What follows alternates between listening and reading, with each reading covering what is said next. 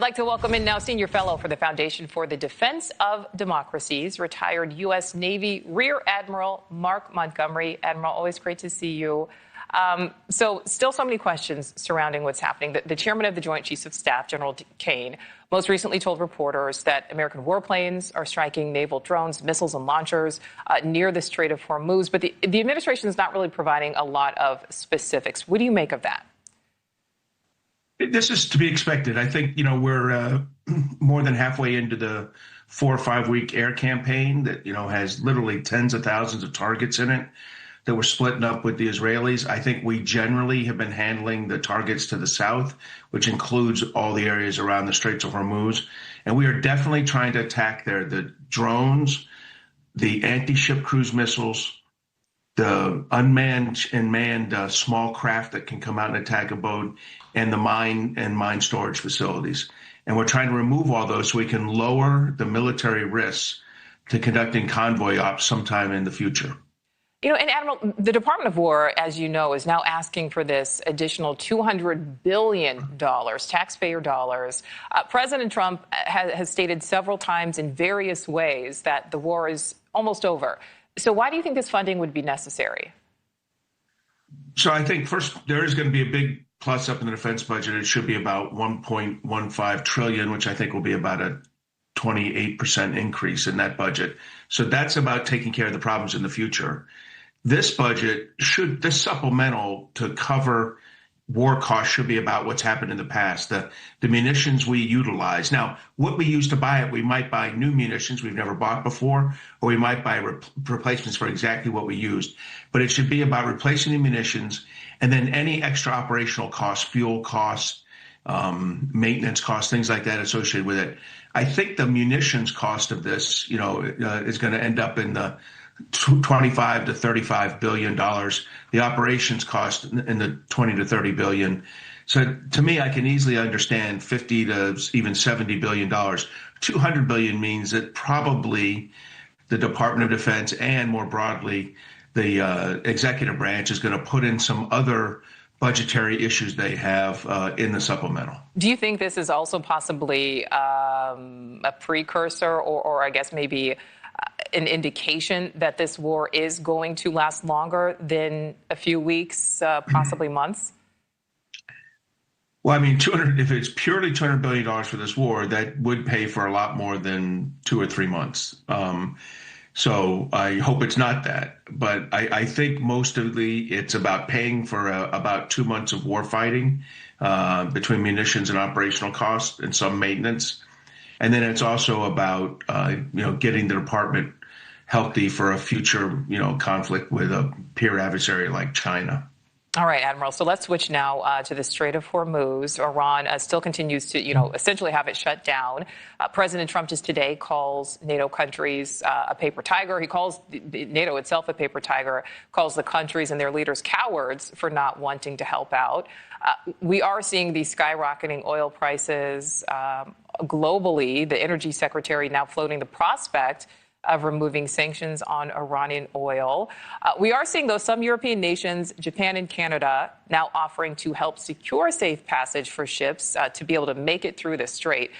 Two-part question. First, what is your reaction to President Trump's essential bashing of NATO? And then what do you think we're going to see here when it comes to the strait?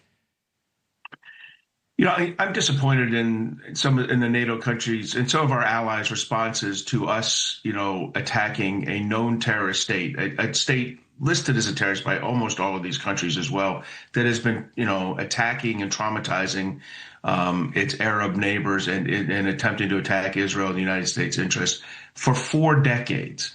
Now, having said that, the president didn't consult them at all. They're not cowards. I'm here in Europe right now at meetings with some of the senior policymakers who are making decisions to send minesweepers. And I think we'll see 3 or 4 European countries do that. I would say, we had a little malpractice there and not contacting these countries on day one. I get not telling them beforehand for fear of them leaking it.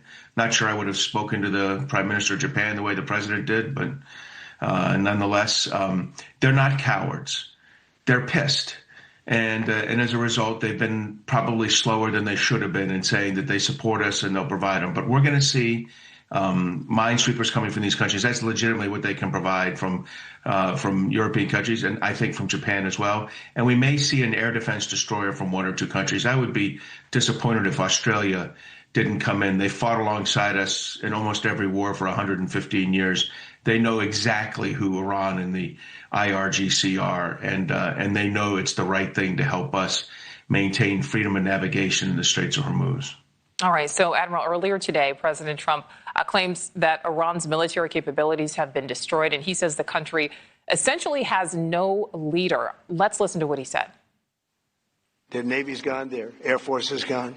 Their anti-aircraft is all gone. It's all gone. Their radar is all gone.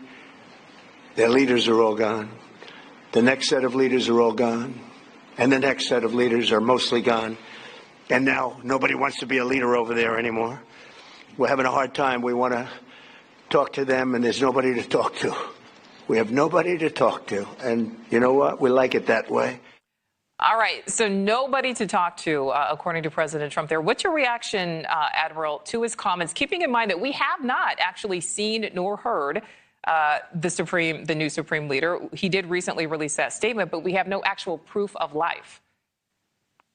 Well, I think the president's accurately, telling the truth that the vast majority of their senior leadership has been killed by the Israelis in their attacks, and I think they'll continue to try to strike the IRGC leaders, and no one should shed a tear for these leaders. This is a terrorist regime with the blood of 1,000 Americans on its hand over the last 1,000 American soldiers on its hands over the last 40 years, and they've been traumatizing their Arab neighbors, and they killed somewhere close to 30,000 of their own people when attacking a protest group, about a month ago. So bad people, probably, getting what they deserve for the way they've treated their own people.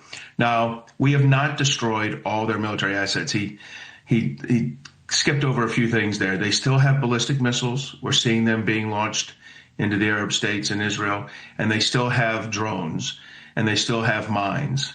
So we still have to continue to, affect the air campaign over the next 2 weeks, probably plus, in order to get all of those down to near zero and an absolute manageable military risk for conducting the convoy operations. So more work to be done, but the president's right. We have destroyed a lot of things. All right, last question for you. We know that war brings death. We've sadly lost 13 U.S. troops at this point.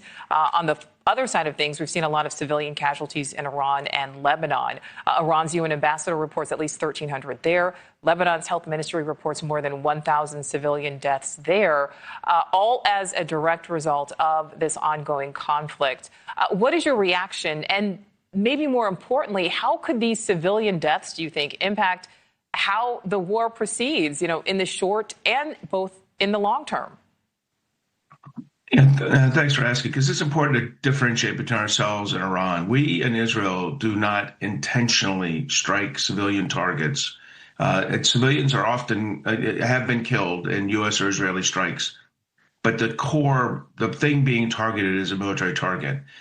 A significant number of these Iranian missiles are just being fired randomly into critical infrastructure like hotels and residential buildings within our Arab partners and within Israel. That is a war crime.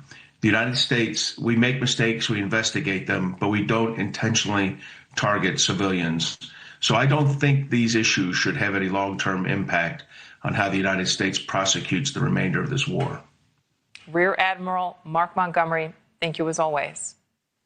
Thank you for having me.